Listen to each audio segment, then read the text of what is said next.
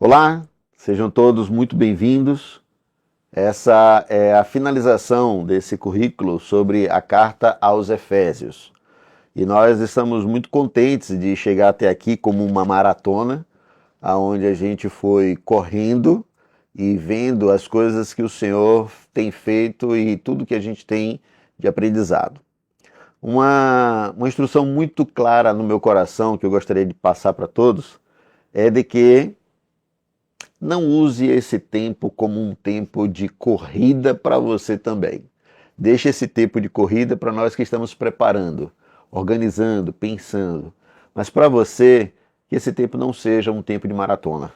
Nem de uma maratona curta, nem de uma maratona longa, nem mesmo de um tempo de corrida.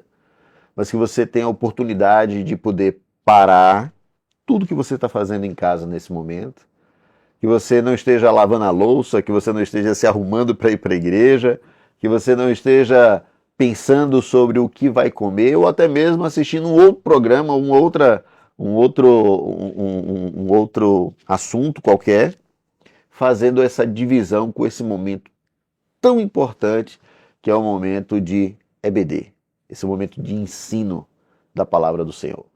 Então é importante que você possa se dedicar a retornar algumas aulas que talvez você não tenha assistido e que você possa revisitar, anotar, perguntar, procurar a gente aqui, tirar dúvidas, porque essa carta aos Efésios, ela é fantástica e ela nos torna crentes melhores para o reino se a gente conseguir aplicar tantas e tantas coisas que Paulo nos ensina e nos doutrina. Eldman, seja bem-vindo. Obrigado, pastor. Obrigado por você ter caminhado conosco nesse tempo aí de organização, de preparo, né, dessa carta, desse currículo tão importante da carta aos Efésios. Eu queria saber exatamente isso no início, saber como foi o desafio para você de preparar esse currículo, esse material tão rico que nós recebemos nesse tempo. Obrigado, pastor. É um prazer, uma satisfação estar aqui. No momento em que fui convidado para pensar nesta carta aos Efésios e preparar a lição, foi para mim assim um grande desafio, na verdade, uma grande responsabilidade também. Agradeço muito a Deus pela oportunidade, inclusive porque quando a gente se debruça para estudar a carta, nós aprendemos muito mais do que nós ensinamos, na verdade, né? Então, a experiência de estudar a carta aos Efésios, no sentido de tentar transmitir algo do que Paulo está nos dizendo, trouxe para mim, na verdade, muita edificação da minha vida pessoal. Porque a gente vai caminhando pela carta aos Efésios e são tantas verdades que Paulo vem falando nessa carta e traz à nossa memória tantas bênçãos que Deus tem preparado para nós, que é impossível não haver uma mudança na nossa vida após estarmos estudando a carta aos Efésios. Então, a experiência de trabalhar com essa carta foi maravilhosa, não é? E desafiadora também, porque ao ir estudando a carta aos Efésios, Paulo vai trazendo tantas verdades e tanto conhecimento que a gente vai se sentindo cada vez menor, né? E a gente é estimulado a tentar compreender, né, através, lógico, da ação do Espírito Santo nos iluminando, pedindo a Deus que nos dê esclarecimento, para realmente estarmos vislumbrando todas as verdades que Paulo está nos apresentando. Então, é desafiador, mas é muito gratificante. Que bom. Eu tenho certeza que foi realmente isso. Quando nós estudamos a carta, a gente se sente impactado, né? E eu concordo quando você disse que quando nós estudamos para dar aula, para preparar, para poder informar, trazer o conhecimento, nós somos ricamente abençoados com esse mesmo conhecimento, né? E isso é muito bom. Pensando sobre essa questão do conhecimento, pensando sobre a carta aos Efésios, a gente vê a carta dividida em algumas etapas, né? No início, ali no primeiro capítulo, falando sobre a eternidade passada, as bênçãos, né? A eternidade futura em Cristo, a gente vê no capítulo 2 e 3, aí a gente já começa a ver a ortodoxia, a gente vê a questão da doutrina, né? Do que é, de como é, por que é. E nos últimos capítulos a gente já vê a ortopraxia, que é a aplicação da doutrina, a aplicação da ortodoxia, né? Como que você consegue enxergar esse paradoxo que Paulo consegue fazer um link em cada uma dessas instâncias como se fosse algo tão fácil para ele? Eu creio que Paulo, apesar de teólogo, né, apesar de uma pessoa instruída, Paulo ele consegue apresentar uma doutrina que não está dissociada da sua prática. Pelo contrário, a nossa conduta, as nossas ações, elas são o resultado justamente da nossa fé, daquilo que nós acreditamos, da nossa doutrina. Então, doutrina e prática caminham juntos. Se nós tivermos apenas a doutrina e não tivermos a prática, essa doutrina não faz diferença na nossa vida, ela não influencia em nada a nossa vida, ela não traz transformação. Se nós tivermos apenas prática e não tivermos doutrina, nós não sabemos o que nós estamos fazendo. Nós fazemos as coisas sem um princípio que nos norteia. Então Paulo apresenta tanto a parte doutrinária como a parte prática como peças que se encaixam. Não dá para dissociar uma coisa da outra. E Paulo apresenta isso com maestria. É verdade. Eu gosto muito do versículo, dos links que Paulo vai fazendo, né, de um capítulo para o outro, de um capítulo que chama o outro, né? E, por exemplo, no primeiro capítulo, quando ele vai falando sobre a eternidade passada, a eternidade futura em Cristo, as bênçãos, e no final, no último versículo, no versículo 13, ali no finalzinho, ele vai falando, tendo crido em Jesus Cristo, né? Depois de ouvir o evangelho que vos salvou, foste selado com o Espírito Santo da promessa, que é o penhor da garantia da possessão de Deus. O penhor como sendo exatamente essa condição de que fomos penhorados por Cristo através do Espírito Santo, né? E penhor exatamente com essa condição, essa comparação, né? Essa metáfora de que de que Deus deixou algo valioso em nós, dizendo eu vou voltar para buscar, vou voltar para te buscar. E depois ele entra no capítulo 2 em diante falando sobre a doutrina, sobre tudo isso, sobre essa ortodoxia. Você vê esse link que ele vai fazendo de um capítulo que canta, que chama o outro? Com certeza. A carta de Paulo aos Efésios, ela tem uma divisão muito clara. Ele nos apresenta assuntos tão complexos de uma maneira muito didática. Então, a carta aos Efésios, ela se divide em duas partes. Dos capítulos 1 ao 3, ele vai tratar de doutrina. E do capítulo 4 ao capítulo 6, ele vai tratar da parte prática. A primeira parte da carta aos Efésios, ele vai dividir em duas partes. Ele vai apresentar o propósito de Deus para a igreja desde a eternidade. Então é fantástico como Paulo vai apresentar as bênçãos celestiais. Ele vai falar sobre a bênção do Pai na eternidade, como ele nos escolhe desde a eternidade. Ele vai falar da bênção do Filho na plenitude dos tempos, como que um ato histórico, com data, uma intervenção de Deus na história vai trazer as bênçãos do Filho. E ele vai falar das bênçãos do Espírito Santo, que se estende até a consumação dos tempos, preservando as pessoas, os crentes, a igreja, até a redenção da propriedade de Deus. Então ele começa essa primeira parte doutrinária falando do propósito de Deus desde a eternidade. E depois ele prossegue falando das implicações dessas bênçãos celestiais. Ele parte para uma oração, e essa oração de Paulo é para que os cristãos eles saibam do propósito de Deus, para que eles saibam do poder de Deus e para que eles saibam da supremacia de Cristo. tendo apresentado essas bênçãos celestiais, ele agora vai levar as pessoas a refletir no significado dessas bênçãos. Não basta você ser rico, você precisa saber que você é rico, e você é rico de bênçãos celestiais. Então Paulo apresenta essa primeira parte falando do propósito de Deus desde a eternidade. E ele prossegue dizendo que Deus realiza este propósito através da reconciliação do homem com Deus. Paulo vai falar que antes nós éramos filhos da ira.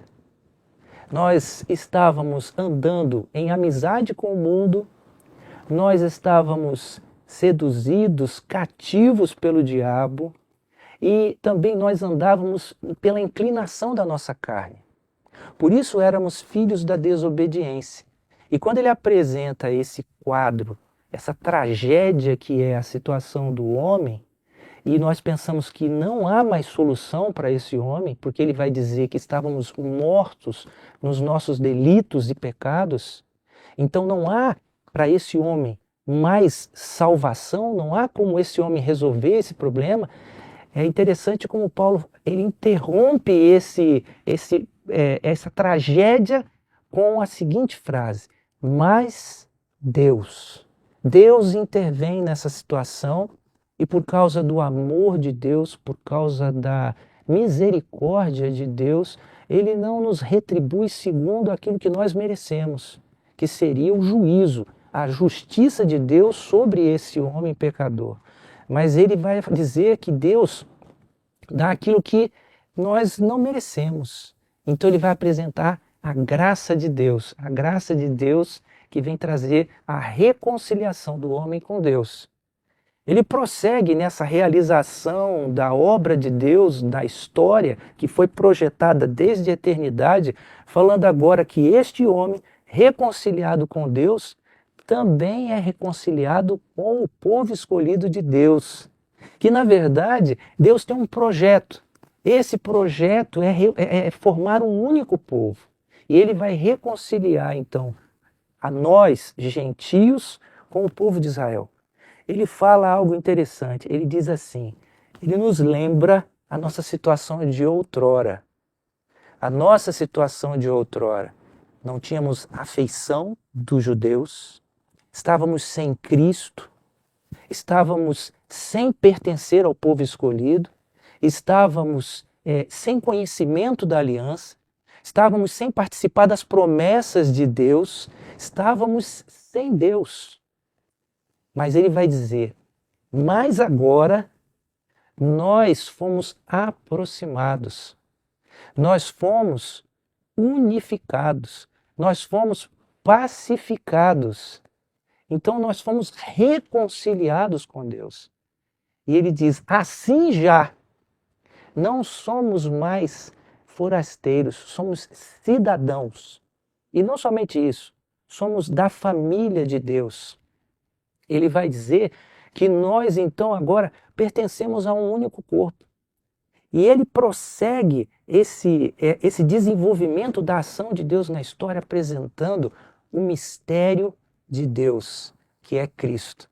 E ele vai mostrar como que as pessoas não compreenderam a vinda do Messias e não compreenderam o propósito de Deus na igreja, um único povo. Então, através da ação do Espírito Santo sobre os profetas e sobre os apóstolos, ele vai trazer luz e vai descortinar o mistério de Deus oculto desde a eternidade, que era a formação de um povo seu, que não é um povo segundo a raça, não é um povo que foi reunido pela vontade do homem, pela vontade do sangue ou da carne, mas que receberam a Deus e nasceram de novo pela vontade de Deus. Então ele vai apresentar que a igreja não é um plano B, a igreja não é um desvio de percurso, a igreja é um projeto de Deus desde antes da fundação do mundo. E esse é o mistério revelado. Então ele vai apresentar essas informações e concluir essa parte doutrinária falando sobre a plenitude de Deus. E para essa plenitude de Deus, ele vai dizer que nós devemos nos fortalecer do poder do Espírito Santo no homem interior. Ele vai dizer que Cristo tem que habitar no nosso coração. Ele vai dizer que nós precisamos conhecer e compreender o amor de Cristo, para que nós sejamos cheios de toda a plenitude de Deus. Aí ele conclui essa parte doutrinária com muitas verdades e muitos detalhes que são apresentados ao longo desses 3 primeiros capítulos, para prosseguir na parte prática, que é a segunda parte da carta aos Efésios. Eu lembrei muito quando você estava falando, a gente esteve na semana passada na casa do seu Albert, um irmão nosso aqui da igreja, né? Ele é judeu e ele conheceu a Cristo, né? E a gente estava falando sobre essa questão do judeu, da parte prática, da religiosidade, tanto da igreja quanto do judeu, a gente falando sobre as práticas do próprio povo ainda hoje, que não conheceram o Cristo como ele conheceu, e essa nuance dele sobre judeu convertido, judeu, prática não do judaísmo pelo judaísmo, mas a prática como vida, pela transformação de vida. E aí eu penso muito, quando eu olho para a carta aos Efésios, eu penso muito sobre justiça, misericórdia e graça. A justiça como sendo o ato que você é penalizado pelo seu feito, pelo seu erro. Então, justiça é a ideia de que você erra, você paga. Você errou, você tem que pagar. A misericórdia como sendo você receber aquilo que você não merece. Não é isso? É você não receber aquilo que você merece. Você errou, a justiça diz pague, faça. A misericórdia vem e diz sim, é isso que você merece, mas você não vai. Então você não recebe aquilo que você merece. Uhum. E a graça vem então fazendo o fechamento, dizendo que você vai receber aquilo que você não merece. Então é como se a justiça em Cristo fosse paga na cruz, dizendo assim, você vai ter que morrer também na cruz. Aí Cristo vai, justifica-nos por meio da cruz, morrendo no nosso lugar. A misericórdia então vem e diz assim, olha, aquilo que você fez e que Cristo pagou, você não vai receber, porque Cristo pagou no seu lugar. E aí a carta fecha de algum modo mostrando que a graça, Efésios 2, 8, 9, né? Vós sois salvos pela graça, mediante a fé. Não vem de vós, é dom de Deus, para que ninguém se glorie, né? Porque somos feitura de Cristo, criados em Deus, para boas obras, das quais Ele preparou de antemão para que nós andássemos nela. E aí a graça vem e arremata dizendo, e você vai receber o que você nunca mereceu, nunca vai conseguir calcular, nunca vai conseguir atribuir valores. A graça é isso, é algo que abraça o nosso coração dizendo, você não merece, mas é exatamente por não merecer que eu te dou, te faço, te permito, por meio de Cristo na cruz. Essa parte prática, a ortopraxia, a aplicação da doutrina, ela foi fácil para você aplicar na sua vida pessoal? Ela é fácil para você aplicar na sua vida pessoal? Paulo, ele vai falar que se o homem que tenta agradar a Deus ou que tenta cumprir a lei de Deus pelo seu próprio esforço, não vai alcançar isso daí. Não é possível ao homem andar de forma que agrada a Deus pelos seus próprios méritos, pelo seu próprio esforço. Perfeito. Mas ele vai dizer que se nós formos guiados pelo Espírito Santo de Deus, nós não cumpriremos a concupiscência da carne. Ele vai falar que nós devemos ser fortalecidos no homem interior. E é fortalecido com aquele tipo de poder que ele apresentou, um poder que é grandioso, um poder que ressuscitou a Jesus Cristo. Então, é esse poder que tem que nos revestir. Ele vai falar na segunda parte da carta dele, a parte prática, ele já começa falando sobre como era o andar sem Deus. Então ele caracteriza esse andar sem Deus, que é um andar de pessoas que são movidas pela vaidade dos seus pensamentos. Essas pessoas, elas por causa da dureza do coração delas, têm o seu entendimento obscurecido, não é? E por causa desse entendimento obscurecido delas, elas acabam vivendo uma vida alheias a Deus. E elas passam a relativizar o pecado. E com essa relativização do pecado, elas se tornam insensíveis ao pecado e acabam se entregando à impureza, à dissolução. Esse é o andar sem Deus. Porém, ele nos apresentou toda a parte doutrinária dizendo: nós não devemos andar como andam os gentios. E aí Paulo vai falar que nós devemos nos despojar do velho homem. Devemos nos despojar das práticas desse homem que caminhava sem Deus.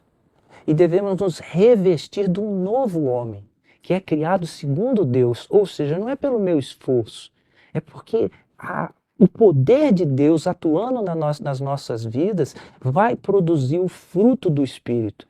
Então ele vai dizer sobre o despojamento e o revestimento. E ele prossegue nessa explicação dizendo assim, que nós devemos ser imitadores de Deus, como filhos amados. E para imitar a Deus, ele fala de 4 tipos de forma que nós devemos andar, né? Ele diz assim, nós devemos andar em amor. E andar em amor significa você viver uma vida que afasta da sua conduta coisas que são negativas ao amor. Então ele vai falar da impureza sexual, ele vai falar do uso da linguagem, ele vai falar de tudo aquilo que destrói um bom ambiente para o exercício do amor. E ele vai prosseguir dizendo assim, andai como filhos da luz. Andar como filhos da luz é produzindo o fruto da luz, que é a bondade, a justiça, a fé. Então ele vai dizer que nós devemos não mais praticar as obras infrutíferas das trevas, nós não devemos nem apoiar essas obras infrutíferas das trevas, colaborando com elas, pelo contrário, nós temos que reprovar essas obras infrutíferas das trevas. Ele prossegue dizendo que nós devemos andar em sabedoria, vendo prudentemente como nós agimos nessa vida, como nós caminhamos. Temos que andar como sábios, não como loucos. E ele vai dizer 2 coisas que nós podemos praticar para andar em sabedoria. Nós devemos remir o tempo, que é você saber analisar o seu tempo, compreender a sua época. Remir o tempo é aproveitar as oportunidades. E também nós devemos compreender qual é a vontade do Senhor, andando em sabedoria. E ele vai prosseguir, finalizando essa parte, dizendo que nós devemos andar no Espírito Santo, sob o controle do Espírito Santo. Então, para nós imitarmos a Deus, nós temos que andar em amor, andar na luz, andar em sabedoria e andar sob o controle, a direção do Espírito Santo. Isso é prática pura. E Paulo, ele vai desenvolver esse tópico dizendo o seguinte, olha, havia um andar sem Deus, mas agora há um novo homem, criado segundo Deus. Então ele fala de um novo homem, e ele vai prosseguir essa parte prática, dizendo que nós temos também uma nova comunidade de fé. Essa nova comunidade de fé, que é a igreja, nós temos que aprender a andar em unidade, trabalhar na diversidade, crescer na cooperação dentro do corpo de Cristo, exercitando os nossos dons, trabalhando junto com a diversidade que existe entre os irmãos e crescendo no conhecimento de Cristo, até chegarmos na estatura do varão perfeito, na estatura de Cristo. São grandes os desafios que Paulo apresenta para essa nova comunidade de fé. E quando ele termina de falar da nova comunidade de fé, Ele vai falar agora de uma nova comunidade da família, uma nova família, diferente da família, tanto da sua época, daquela cultura, dos tempos de Paulo, como diferente da nossa época. Porque nenhuma dessas culturas representa um modelo ideal que Deus nos apresenta nas Escrituras. E Paulo vai apresentar esse modelo, em que nós temos que conhecer o princípio da sujeição mútua. Sujeitai-vos uns aos outros. Então ele vai apresentar o princípio da sujeição, de você considerar o outro superior a si mesmo. Então ele vai falar dos relacionamentos entre as esposas, os maridos, entre os filhos, os pais, entre servos e senhores, essa nova comunidade familiar. E aí Paulo vai concluir essa parte doutrinária dizendo o seguinte: bom, já sabemos tudo isso, vamos colocar tudo isso em prática, mas haverá oposição, haverá luta, Satanás não ficará satisfeito, haverá uma batalha espiritual quando você compreender como você deve andar de maneira a testemunhar Jesus Cristo nesse mundo. A hora que você estiver andando dessa forma, você se tornará um alvo. E aí ele vai nos passar as instruções para vencer a batalha espiritual.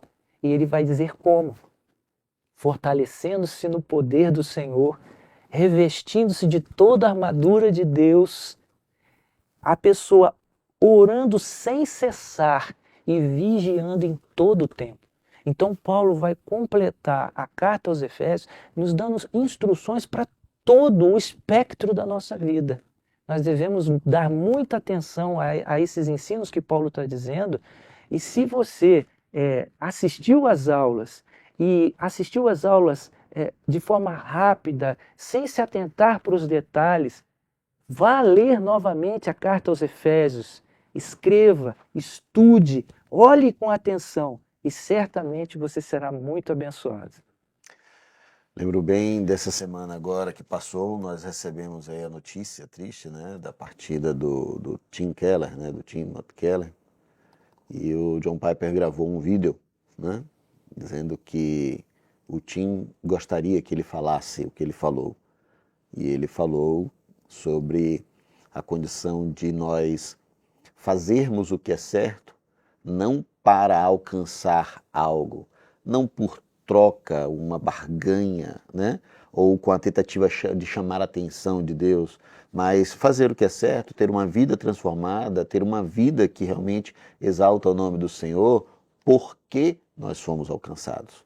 E tem uma diferença muito grande, é verdade, e o próprio vídeo que o Piper grava, ele fala isso. Existe uma diferença absurda, um lugar distante um do outro, entre aqueles que fazem por uma questão de obediência, ou por uma necessidade de troca, de barganha, de chamar a atenção de Deus, ou aqueles que têm uma vida transformada, porque o Evangelho transforma a vida, não por conta de querer chamar a atenção do próprio Deus, ou obedecer porque tem que obedecer pragmaticamente, mas obedecem exatamente porque já foram alcançados. Então eu acredito sim também, a carta aos Efésios ela é fantástica, porque ela traz esse conceito de que porque fomos alcançados pela graça, sem mérito algum, nós podemos viver uma vida transformada, não porque queremos chamar a atenção nem mesmo do próprio Deus, que seria algo impossível também, mas porque nós fomos alcançados, nós fazemos. As boas obras que Deus preparou em nós, para nós, e que Ele preparou de antemão e que a gente faz, executa por graça, porque Ele nos alcançou. Nós vamos continuar falando ainda muito sobre Paulo no próximo currículo. Vamos estar falando sobre Paulo, sobre a teologia paulina para a família. E a gente vai falar sobre assuntos que são muito práticos e também doutrinários. A gente vai mesclar muito a ideia da ortodoxia e da ortopraxia. Quando vamos falar sobre casamento, vamos falar sobre o papel do homem, o papel da mulher, vamos falar sobre adultério, vamos falar sobre perdão, vamos falar sobre as implicações da vida cristã cotidiana por aqueles que foram transformados pelo Evangelho. Vamos falar sobre recasamento, Vamos falar sobre as bênçãos de Deus em todas as nuances da vida daquele que foi transformado.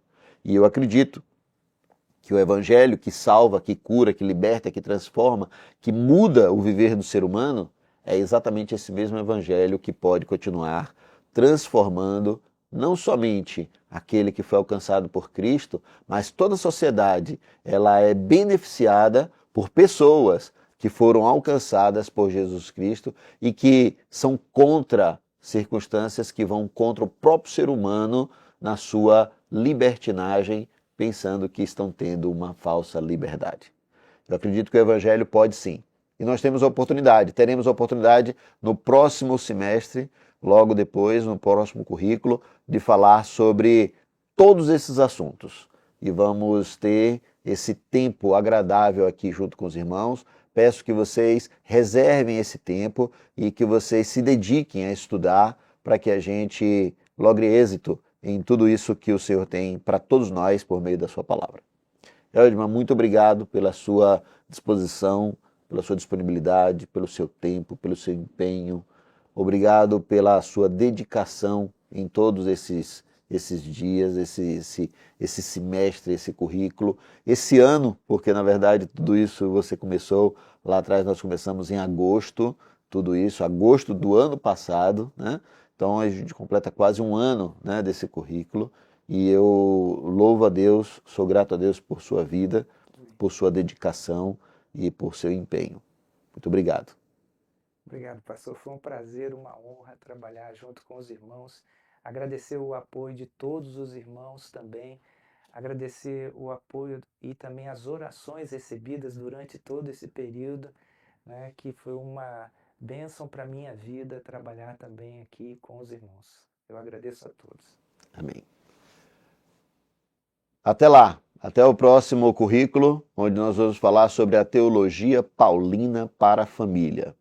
Esteja conosco, tenho certeza que seremos ricamente abençoados pela palavra do Senhor. Deus te abençoe.